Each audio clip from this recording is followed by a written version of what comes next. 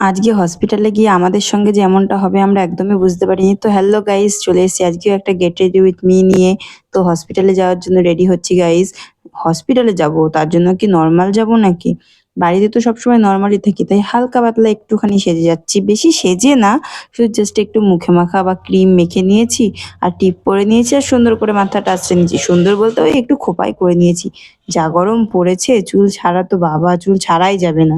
তারপরে আমি দেখলাম যে আমি মালাটাই পরিনি, তার জন্য এই যে আমার মালাটা পরে নিলাম।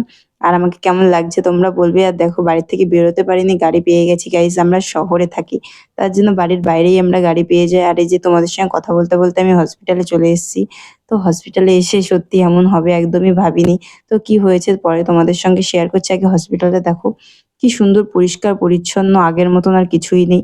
তার জন্য হসপিটালের বাইরের থেকে একটু চটপটি মাখা নিয়ে নিলাম বোনের জন্য। আর আমরা এই যে আখের রস খেয়ে নিলাম। আখের রস খেতে খেতে তো এখন আমি চলে এসেছি ব্যাংকে গাইস। আর ব্যাংকের থেকে বেরিয়েও বাজারে চলে এসেছি। বাজারের থেকে এই যে কিছু হালকা পাতলা কেনাকাটা করলাম, এই ফল টল আরো যাবতীয় সবজি বাবজি সবকিছু কিনে। তো এখন আমরা বাড়ির দিকে রওনা হব, কারণ যার জন্য এসেছিলাম সেটা তো হলোই না। কি বলবো, কষ্টের কপাল আমাদের। তো আজকের মতন বাই।